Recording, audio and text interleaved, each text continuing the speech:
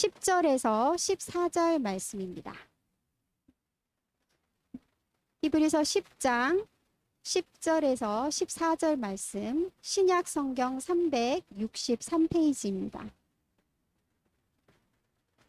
오늘 말씀을 한 절씩 교독 드리도록 하겠습니다. 이 뜻을 따라 예수 그리스도의 몸을 단번에 들이심으로 말미암아 우리가 거룩함을 얻었노라.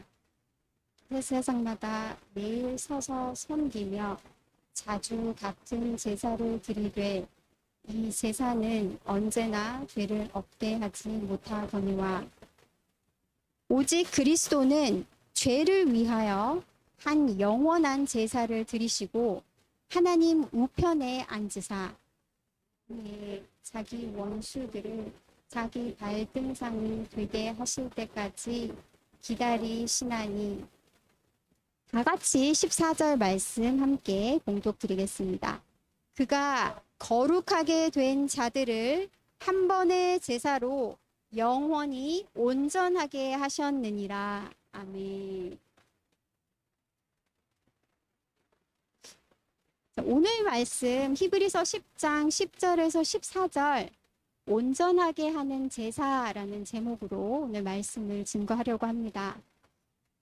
오늘 본문을 이해하기 위해서는 히브리서가 현재 배경으로 다루고 있는 구약 성경 속의 두 가지 제사를 먼저 이해해야 합니다.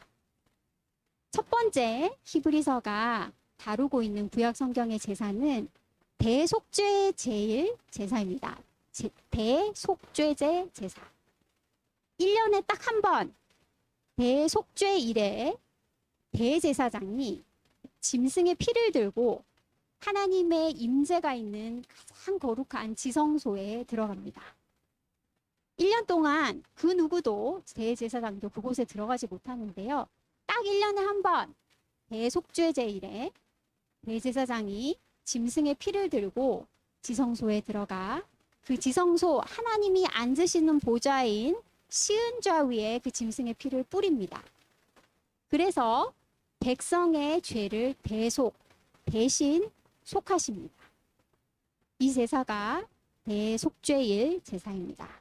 두 번째 제사는 속죄제 제사입니다.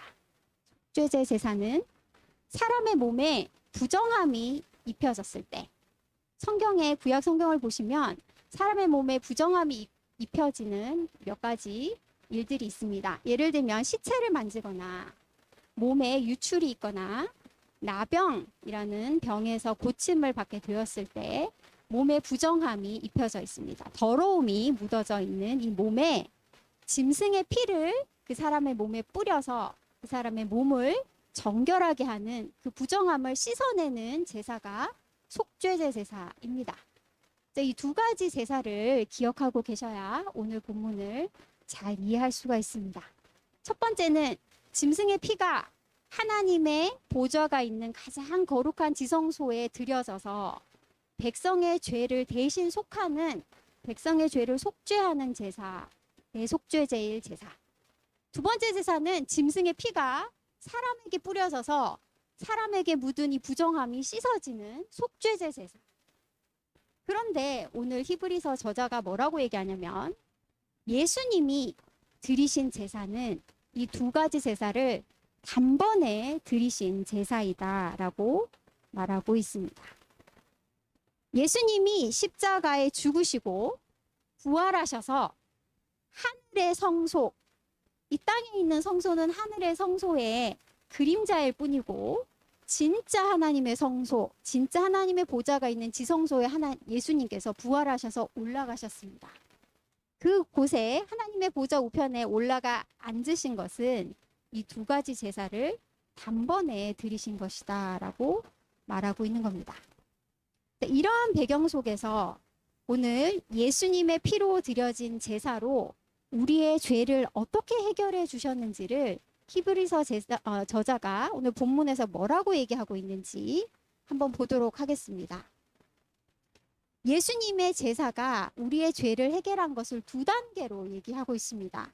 첫 번째 10장 10절을 보시면 예수 그리스도의 몸을 단번에 들이심으로 말미암아 우리가 거룩함을 얻었노라라고 얘기합니다. 그 아래 14절을 보시면 이제 예수님께서 드리신 이 제사로 그가 거룩하게 된 자들을 한 번에 이 한 번 드리신 이 제사로 영원히 온전하게 하셨다라고 얘기합니다. 첫 번째, 우리의 죄를 씻으시사 거룩하게 하시고 이 거룩하게 한 자들을 온전하게 하셨다라고 얘기하고 있습니다. 예수님의 제사가 우리를 위해서 이루어 주신 이 첫 번째인 거룩함은 지금까지 우리가 지은 죄와 불법을 용서하시고 기억하지 않으신다라는 것을 의미합니다. 마치 우리에게 쌓여 있는 빚을 한 번에 다 탕감해 주신 것과 마찬가지입니다. 지금까지 지은 우리의 죄를 다 용서하시고 기억하지 않으신다라는 겁니다. 1년에 한 번 대제사장이 성소 뜰에서 잡은 그 짐승의 피를 들고 하나님의 보좌가 있는 지성소에 들어가 그 피를 바쳐 백성의 죄를 대속했습니다. 예수님께서 이 땅에 오셔서 십자가에서 죽으시고 그 피를 들고 부활하신 예수님은 하늘의 지성소 하나님의 보좌 앞에 올라가 자신의 피를 들이셨다는 겁니다. 그래서 하나님은 이 대속의 피, 예수님의 피를 받으시고 지금까지 우리가 지은 모든 죄를 기억하지 않으신다, 용서하신다라고 속해 주신 것입니다. 그런데 여러분, 여기서 우리가 생각해야 될 것은 빚진 아들의 빚을 다 없애주는 것만으로는 그 문제가 해결되지 않는다라는 점입니다. 이 아들이 빚을 지기까지 무분별하게 절제 없이 소비하고 도박하고 이 돈을 쓰던 이 버릇, 이 삶의 방식이 바뀌지 않는 한 아들의 삶의 빚은 언제든지 다시 쌓이게 됩니다.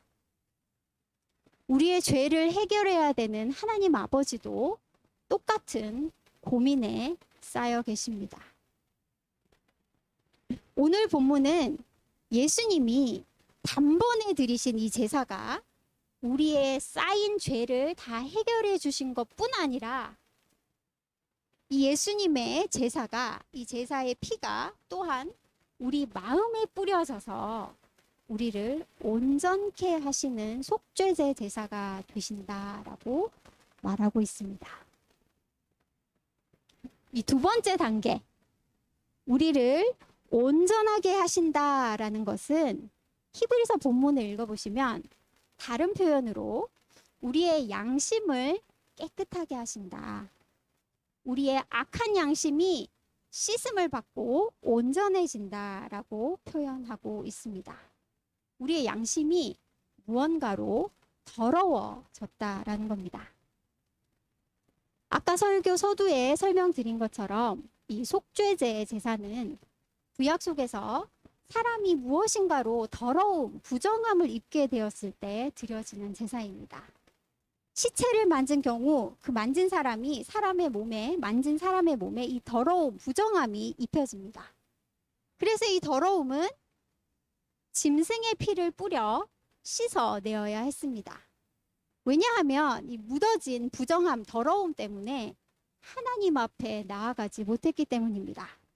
부정함, 더러움은 사람으로 하여금 하나님 앞에 나아가지 못하게 막는 것입니다. 그것을 짐승의 피, 속죄제의 피를 뿌려서 깨끗하게 했습니다. 마찬가지로 오늘 본문에서는 예수님의 피가 우리의 더러워진 양심에 뿌려져서 그 부정함, 더러움이 씻어졌다라고 얘기하고 있는 겁니다.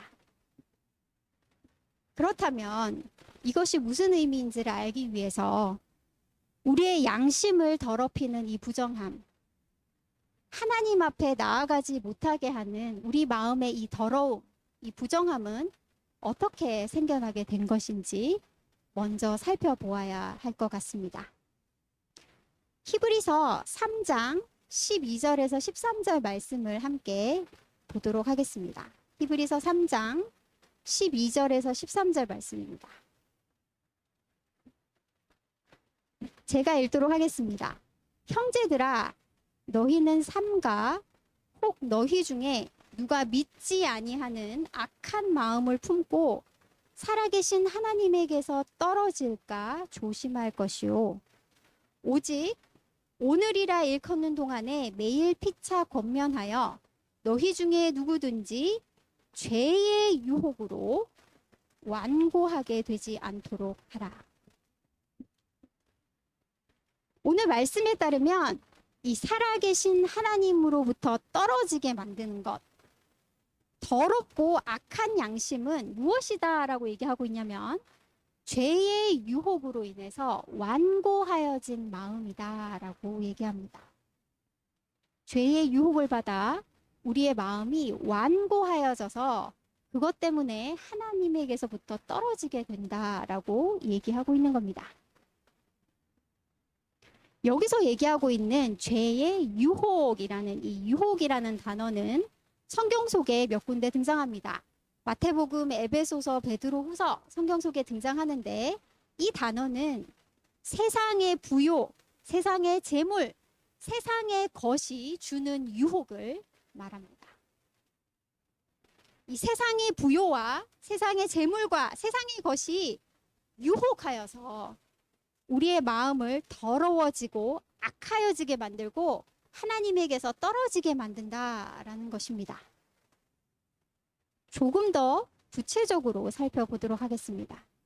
오늘 히브리서 3장에서 히브리서 저자는 이렇게 죄의 유혹을 받아 세상의 것의 유혹을 받아 마음이 더러워지고 악하여진 예로 이스라엘 백성들을 들고 있습니다.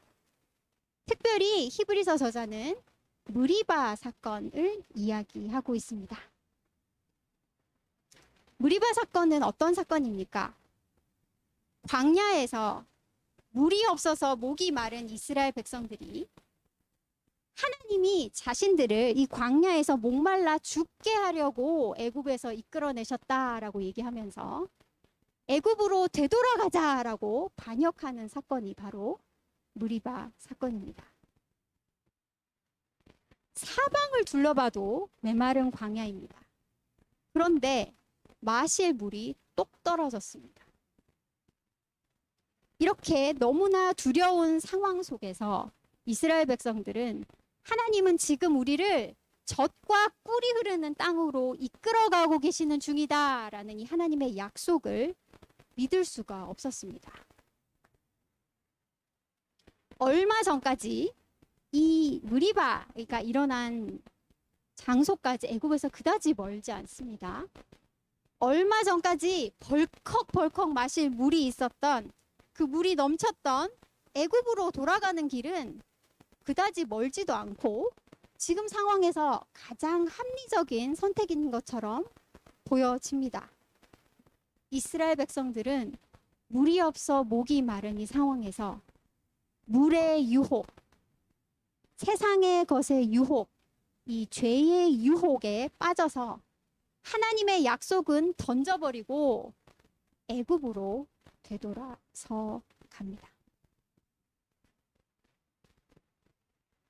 때로 우리가 이 성경을 읽을 때 혹은 설교를 들으면서 이스라엘 백성들의 이야기를 들을 때면 이 물 때문에 하나님이 약속의 땅으로 이끌어 가신다는 이 놀라운 구원의 계획을 내팽개 쳐버린 이 이스라엘 백성들을 향해서 혀를 찰 때가 가끔 있습니다. 고작 그것도 못 참고 하나님을 배신하는 이런 어리석은 사람들 같으니라고 생각할지도 모릅니다. 히브리서 저자는 오늘 본문에서 강력하게 우리는 모두 이스라엘 백성과 같이 광야의 삶을 살아가고 있다라고 말하고 있습니다. 지금 이 시간 우리가 하나님이 약속하신 가나안 땅을 바라보고 광야의 길을 걸어가고 있는 중이라는 것입니다. 우리는 오늘 이 무리바의 이스라엘 백성과 달리 하나님의 약속을 단단히 붙잡고 나아가고 있습니까?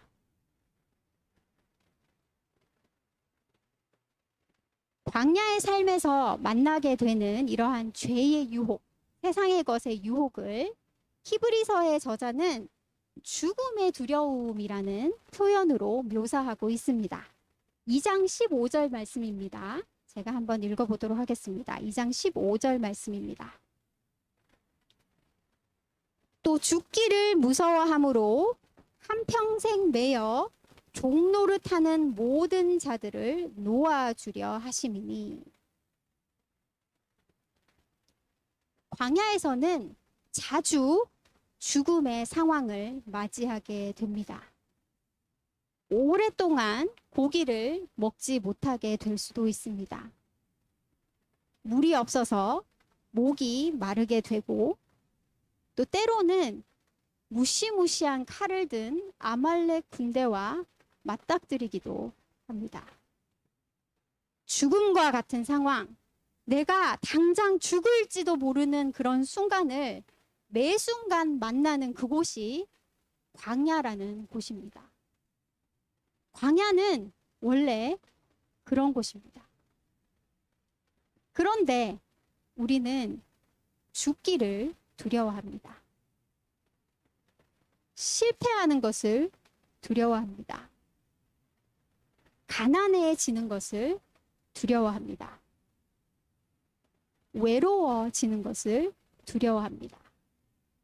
다른 이들 앞에서 내가 낮아지고 부끄러워지는 것을 두려워합니다. 그래서 우리가 하는 것은 무엇입니까? 당장 이 눈앞에 내가 죽을지도 모르는, 내가 낮아지고 내가 가난해지고 내가 부끄러워지고 내가 빈털터리가 될지도 모르는 이 상황을 벗어나기 위해서 우리는 세상의 것에 유혹되고 맙니다. 이 목마름을 당장 해결해 줄 수 있는 물이 있는 애굽으로 우리의 발걸음을 되돌려 버립니다. 하나님이 우리에게 무엇을 약속하셨습니까? 하나님은 우리에게 온 창조 세계를 유업으로 주셔서 그것을 다스리게 하겠다라고 약속하셨습니다. 하나님은 하늘과 땅이 합해서 이루어질 세상, 그 가나안 땅에서 하나님과 영원한 안식을 누리게 하시겠다라고 약속하셨습니다. 그런데 우리는 광야에서 날마다 만나는 이 죽음의 두려움 때문에 이 하나님의 약속을 팽개쳐 버립니다. 광야에서 만나는 이 죽음의 두려움은 사실 이러한 하나님의 유업을 얻을 상속자들을 위한 훈련의 기간입니다. 죽을지도 모르는 상황 앞에서 비록 내가 낮아지고, 비록 내가 죽을 수도 있고, 비록 내가 가난해지고 부끄러움을 당하는 길일지라도 끝까지 인내하면서 하나님의 뜻에, 하나님이 원하시는 길에 순종하는 것을 배우는 곳이 바로 이 광야입니다.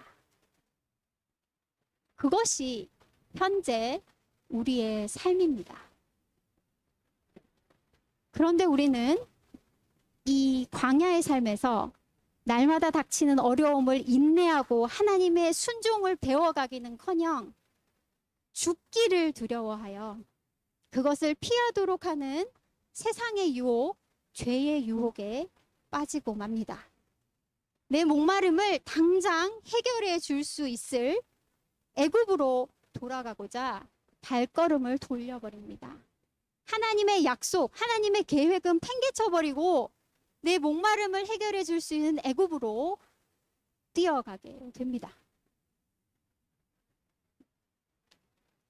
만약에 우리의 삶에 날마다 살아가면서 우리가 하나님이 우리에게 주신 약속을 까마득하게 잊고 살아간다면, 하나님이 나에게 주신 약속이 무엇인지를 까마득하게 잊고 살아간다면 우리는 아마도 이미 물과 양식이 풍부한 애굽으로 돌아가서 옛날 노예 생활하던 그 옛집에 우리 짐을 이미 풀어버린 건지도 모릅니다.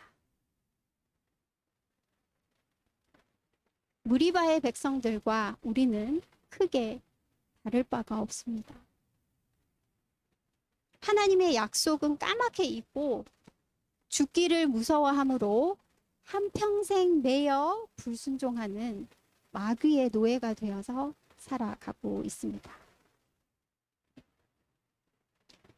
자, 그래서 이렇게 하나님의 약속은 놓아버리고 세상의 것에 유혹된 마음이 바로 더러워진 양심입니다.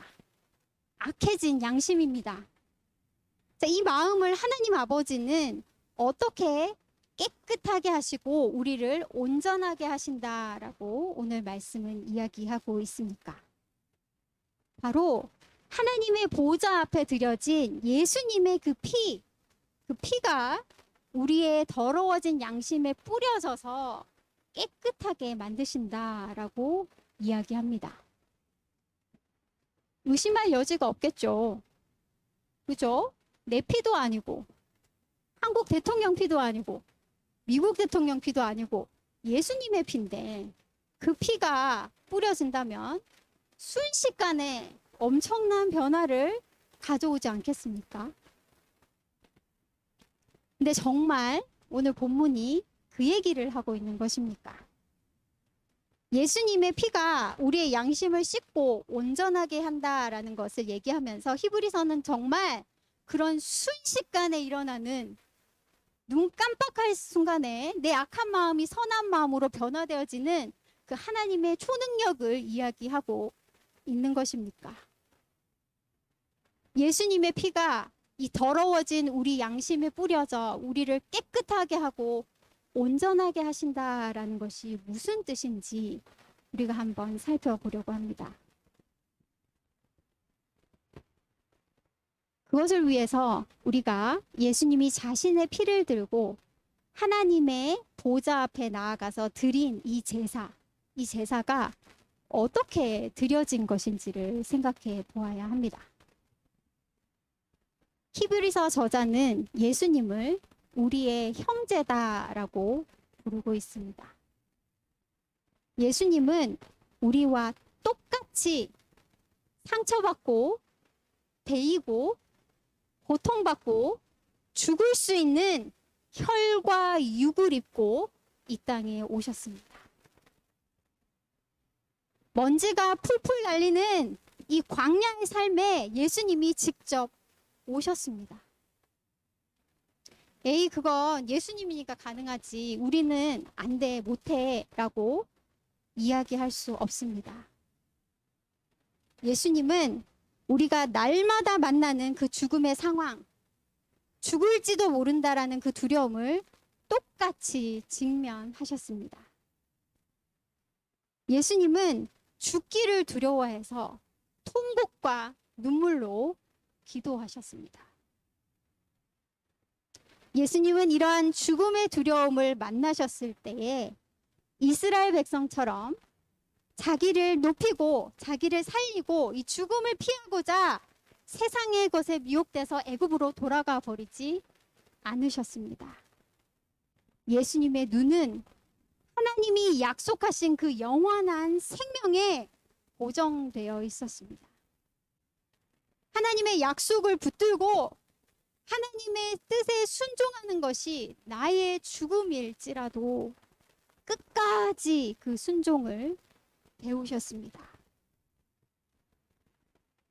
이렇게 끝까지 하나님의 약속을 붙들고 광야의 길을 걸어가신 예수님에게 하나님은 부활의 생명을 주셨습니다. 하나님의 뜻에 순종하여 자신을 들이신 예수님께 하나님은 영원한 생명을 주셨습니다. 다시 사신 예수님은 하나님 우편에 앉으셨습니다. 이렇게 끝까지 순종을 배우시고 광야의 길을 걸어 하나님 우편에 앉으신 것이 바로 예수님이 자기 자신의 피를 하나님께 드린 제사였다라는 겁니다. 이 피가, 예수님이 이렇게 드린 그 제사의 피가 우리의 양심에 뿌려진다라는 것입니다. 예수님의 피가 우리의 양심에 뿌려진다는 것은 순식간에 눈 깜빡할 시간에 우리의 악한 마음이 선한 마음으로 바뀌어진다는 것이 아닙니다. 예수님의 피가 이 시간 우리의 양심에 뿌려진다라는 것은 우리보다 앞서 가신 예수님, 죽음의 두려움을 우리와 똑같이 경험하시고도 그것을 이기시고 하나님의 약속을 끝까지 붙드신 예수님의 손을 붙잡는다는 겁니다. 그 예수님과 함께 한 발짝 한 발짝 이 광야의 길을 걷는다라는 것입니다. 이것이 예수님의 피가 우리의 양심에 뿌려져서 우리를 온전케 하신다라는 것의 의미입니다.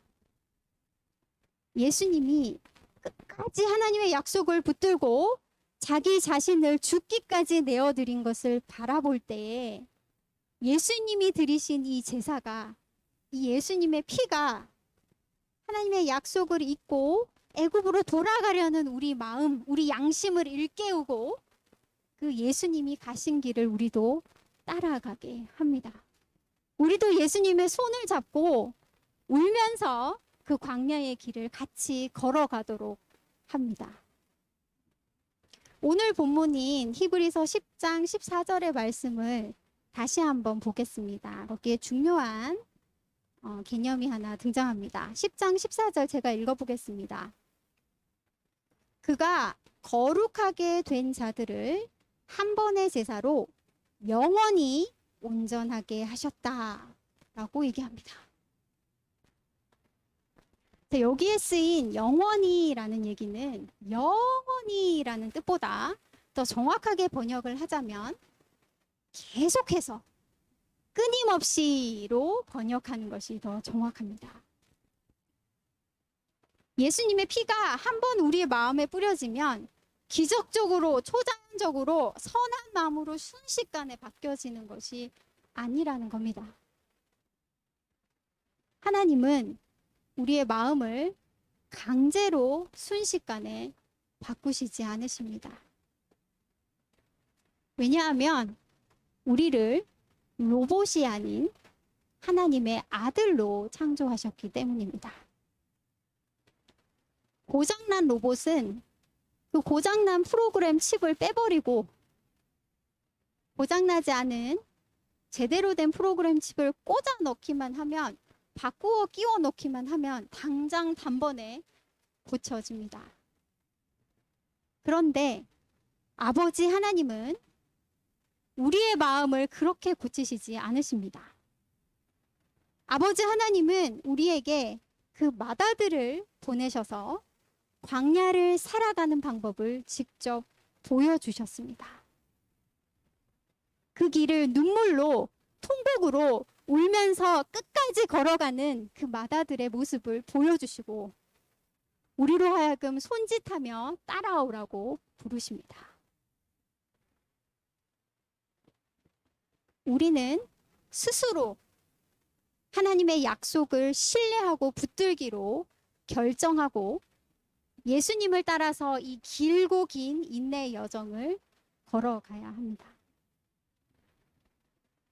내가 죽을까봐 무서운 마음, 두려워하는 마음 때문에 세상의 끝을 쫓아서 하나님의 약속은 팽개쳐버리고 애굽으로 돌아가려는 이 마음에 예수님의 피가 오늘도 뿌려져야 합니다. 예수님이 걸어가신 그 길을 따라서 우리가 그 예수님의 손을 잡고 오늘도 한 걸음씩 이 광야를 걸어가야 한다라는 것입니다. 이 길고 고단한 광야를 걸어가는 우리에게 히브리서 저자는 뭐라고 얘기하냐면 예수님의 피가 보증이 되신다라고 얘기하고 있습니다. 예수님이 들이신 피를 히브리서 속에서 언약의 피라고 불리고 예수님을 언약의 중보자라고 부르는데요. 이 중보자라는 단어가 사실 더 정확하게는 보증인이라고 해석하는 게 더 정확합니다. 예수님이 하나님과 우리 사이의 관계의 보증이 되신다라는 겁니다. 이 보증이 어떤 의미인지를 설명해 주기 위해서 히브리서 저자는 6장에서 아브라함의 이야기를 꺼냅니다. 6장 13절에서 14절 말씀인데요. 제가 한번 읽어보겠습니다. 6장 13절에서 14절은 하나님이 아브라함에게 복 주시겠다 약속하는 장면을 그리고 있습니다. 하나님이 6장 13절에서 14절에서 이렇게 말씀하십니다. 하나님이 아브라함에게 약속하실 때에 가리켜 맹세할 자가 자기보다 더 큰 이가 없으므로 자기를 가리켜 맹세하여 이르시되 내가 반드시 너에게 복주고 복주며 너를 번성하게 하고 번성하게 하리라 하셨더니 하나님은 아브라함에게 복을 약속하시면서 그 뜻이 변하지 아니함을 더 확실히 하시기 위해 보증을 하십니다. 하나님이 한번 하시겠다 하신 약속은 반드시 이루어집니다. 그런데도 하나님은 그것이 부족하다고 생각하시고 거기에 더해서 맹세로 보증까지 하셨다라는 겁니다. 사람들은 자기의 말이 반드시 이루어진다, 지킬 거다라는 것을 확증하기 위해 보증을 세웁니다. 건물을 보증으로 세우기도 하고, 그죠? 또 어떨 때 말할 때는 내가 내 손모가지를 건다라고 얘기하기도 합니다. 그죠? 내 말이 확실히 이루어질 거야, 진짜야라고 얘기하면서 손목을 걸기도 합니다. 그런데 오늘 본문에서 하나님은 자기 자신보다 더 큰 이가 없으므로 자신을 가리켜 맹세하셨다라고 얘기합니다. 내가 내 이름을 두고 맹세하노니 내가 반드시 그 약속을 이루어 주겠다라고 보증하셨다라는 겁니다. 하나님의 약속이 이루어지는 것은 오랜 시간이 걸립니다. 아브라함이 오랫동안 이 하나님의 약속이 이루어지기를 인내하면서 광야의 삶을 걸어야만 했습니다. 하나님의 약속을 붙들고 그 약속이 이루어지기까지 인내하면서 하나님의 뜻에 순종하는 것을 배워야 했습니다. 그 길을 아신 하나님은 그 광야의 삶을 살아갈 아브라함을 붙들어 주시고자 하나님은 자기 자신을 걸고 맹세하셨다라는 겁니다. 오늘 히브리서에서 이제 하나님은 하나님의 하나밖에 없는 그 아들을 보내셔서 그 아들의 피로 자기의 약속을 보증하셨다라고 얘기합니다. 하나님께는 더 이상 걸 수 있는 것이 없습니다. 하나님은 우리의 마음을 순식간에 선하게 바꾸시지는 않으시지만 우리가 걸어갈 이 긴 인내의 여정에 하나님은 가장 소중하고 가장 큰 것을 걸고 우리에게 반드시 내 약속을 이루어 주겠다라고 보증하셨습니다.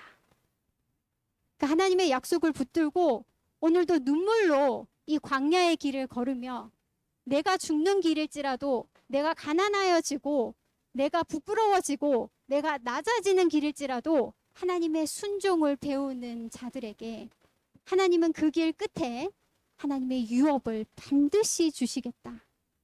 이 모든 하나님의 창조 세계를 다스리는 권세를 주시겠다. 약속하시고 보증하셨다라는 것입니다.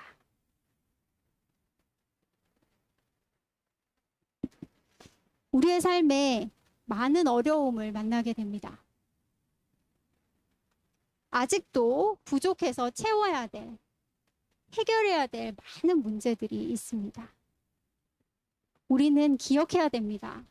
광야는 원래 그런 곳입니다. 하나님 아버지가 하나님의 모든 유업을 받을 상속자들을 위해서 예비하신 이 광야는 원래 그런 곳입니다. 이곳에서 이 광야의 삶을 살아가시면서 건강하고 부유하고 부족함이 없이 채워지기를 구하지 마시기 바랍니다.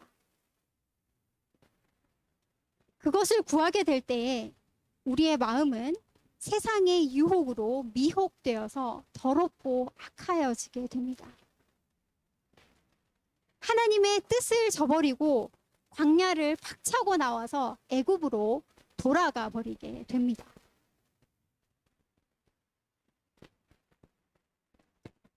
광야의 어려움을 만날 때, 오늘도 순간순간 우리 삶에 닥치는 이 죽음의 두려움을 만날 때에 우리는 내가 죽고 하나님의 뜻을 따르는 순종을 연습해야 합니다. 이 죽음의 두려움 앞에서도 하나님이 주시겠다라고 약속하신 영원한 유업의 약속을 붙들고 한 걸음씩 이 광야의 삶을 인내하며 나아가야 합니다. 혹시 목이 말라서 물이 있는 곳으로 보이는 애굽으로 돌아가고 있습니까? 하나님의 보좌 앞에 나아가서 예수님의 피로 우리의 양심을 씻으시기 바랍니다. 죽음의 두려움 앞에서도 자기를 살리기 위해 애굽으로 돌아가지 않으신 예수님, 끝까지 자기 자신을 드리는 순종을 이루셔서 이 광야의 길을 인내하면서 걸어가신 예수님을 바라보시기를 바랍니다. 예수님이 하신 것처럼 영원한 하나님의 약속을 굳게 잡고 순종을 배워서 이러한 하나님의 유업의 상속자로 잘 준비되어 가기를 간절히 소망합니다. 오늘도 이 예수님의 손을 잡고 한 걸음 한 걸음 이 광야를 걸어가는 저와 여러분들이 되기를 간절히 소망합니다.